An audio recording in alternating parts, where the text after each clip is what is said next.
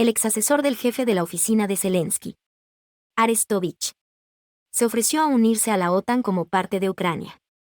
El exasesor del jefe de la oficina del presidente de Ucrania propuso considerar la opción de la adhesión de Ucrania a la OTAN en partes. Según Arestovich, en la situación actual, esta sería la mejor opción.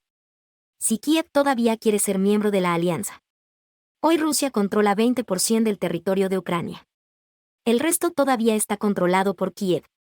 En este escenario, no se puede hablar de ningún ingreso en la OTAN.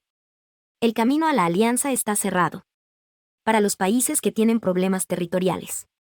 Pero hay una salida. Arestovich está seguro. Es necesario dejar ese 20% por el momento a Rusia. Detener la guerra y unirse a la OTAN. Con 80% restante. Como dicen, parte de Ucrania. Tenemos 80% del territorio. Resulta que para la mayor parte del Estado, como nos prometen, detendremos la guerra y nos uniremos a la OTAN. Puedo decir que esta es una oportunidad superhistórica, dijo el exasesor de Yermak. Según Arestovich, en este caso la Ucrania dividida puede repetir el camino de Alemania, dividida en RFA y RDA, con una futura reunificación, por supuesto. Es decir, estamos en el formato de la FRG-GDR. La FRG ingresa a la alianza. La RDA es reconocida como un territorio de Alemania, que definitivamente regresaremos.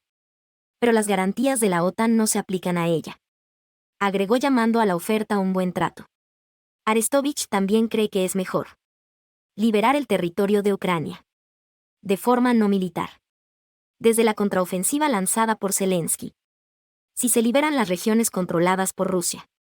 Pues, a costa de la muerte de 200.000 ciudadanos ucranianos. La situación se ha intensificado. El Ministerio de Defensa de Ucrania reconoció el avance activo del ejército ruso en la dirección de Kupiansk. La situación en la región de Kharkiv, para las Fuerzas Armadas de Ucrania, no se desarrolla de la mejor manera. Las tropas rusas han pasado a la ofensiva y avanzan. Esto fue reconocido incluso en el Ministerio de Defensa de Ucrania, aunque parcialmente. Según la viceministra de Defensa Ana Maliar, la situación se ha agravado un poco. Según los datos proporcionados por Maliar, durante los últimos 2 días, las tropas rusas han estado avanzando activamente en dirección a Kupiansk. Las Fuerzas Armadas de Ucrania se ven obligadas a ponerse a la defensiva. Según ella, en el curso de feroces combates, algunas posiciones cambian de manos varias veces al día. El enemigo ha estado avanzando activamente durante 2 días seguidos en la dirección de Kupiansk. En la región de Kharkiv, estamos a la defensiva. Hay feroces batallas. Las posiciones de las partes cambian dinámicamente varias veces al día, escribió Maliar en una de las redes sociales prohibidas en Rusia, pero en la dirección de Bakhmut. Las Fuerzas Armadas de Ucrania supuestamente están avanzando activamente, especialmente en el flanco sur, en el área de Klesivka, donde se han producido intensos combates en los últimos días. Sin embargo, Maliar declara todos los días sobre el avance de las tropas ucranianas en el área de Bakhmut. Hay un avance diario en el flanco sur, alrededor de Bakhmut. En el flanco norte, estamos tratando de mantener nuestras posiciones. El enemigo está atacando, añadió ella. Mientras tanto, los recursos rusos confirman el avance de nuestro ejército. Según diversas fuentes, en 3 días, las unidades del ejército ruso avanzaron 6 kilómetros en dirección a Kupiansk y Krasny Liman. Además, nuestras tropas están ampliando su presencia en la orilla occidental del río Oskol. Unidades del ejército ruso repelieron ataques de las Fuerzas Armadas de Ucrania en las áreas de Artyomovsk, Marinka y Belogorivka. Ministerio de Defensa. Los combates en la dirección de Zaporizhia se han calmado. Las batallas principales tienen lugar en las direcciones de Donetsk y Krasnolimansky. Así lo informa el Ministerio de Defensa. En un nuevo informe, el Comando de las Fuerzas Armadas de Ucrania continúa lanzando nuevas fuerzas a la batalla.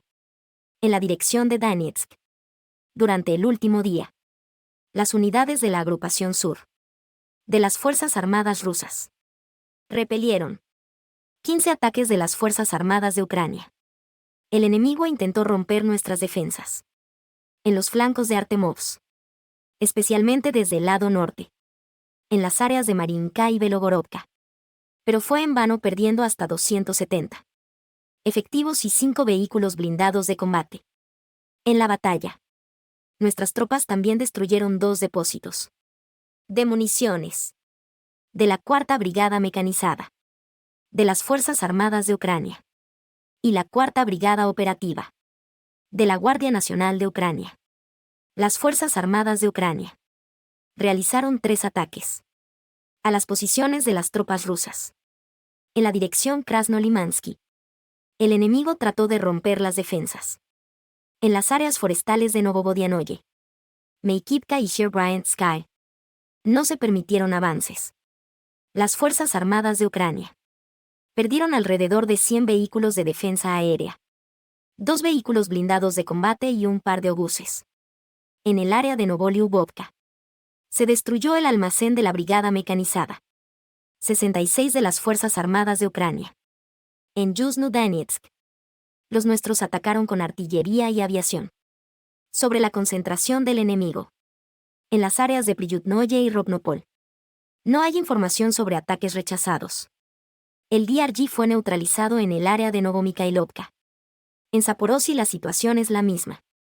La nuestra lanzó una serie de ataques contra unidades de las Fuerzas Armadas de Ucrania en las áreas de Marfopol, Malichevaki y Malaya Tomachka, al mismo tiempo que destruyó 2 depósitos de municiones de las Brigadas Mecanizadas 33 y 65 de las Fuerzas Armadas de Ucrania. No hay cambios en la dirección de Kupiansk. Los nuestros están defendiendo activamente. El enemigo está tratando de operar en pequeños grupos. Vladimir Putin. Rusia se reserva el derecho de imitar el uso de municiones en racimo por parte de Ucrania. Rusia no ha utilizado bombas de racimo contra el ejército ucraniano, pero se reserva el derecho de imitar las acciones de Kiev. Así lo afirmó el presidente ruso Vladimir Putin. El líder ruso respondió a una pregunta sobre el posible uso de bombas de racimo en los combates en Ucrania. Según él, Rusia aún no ha utilizado tales municiones, aunque tuvo problemas con el suministro de proyectiles convencionales en las primeras etapas de una operación militar especial. Al mismo tiempo, Moscú se reserva el derecho de usar proyectiles similares, y Ucrania comienza a usarlos. Putin enfatizó que el ejército ruso tiene un importante arsenal de municiones en racimo, que no se limita a proyectiles de artillería. Rusia tiene un suministro suficiente de varios tipos de municiones. Hasta ahora no lo hemos hecho.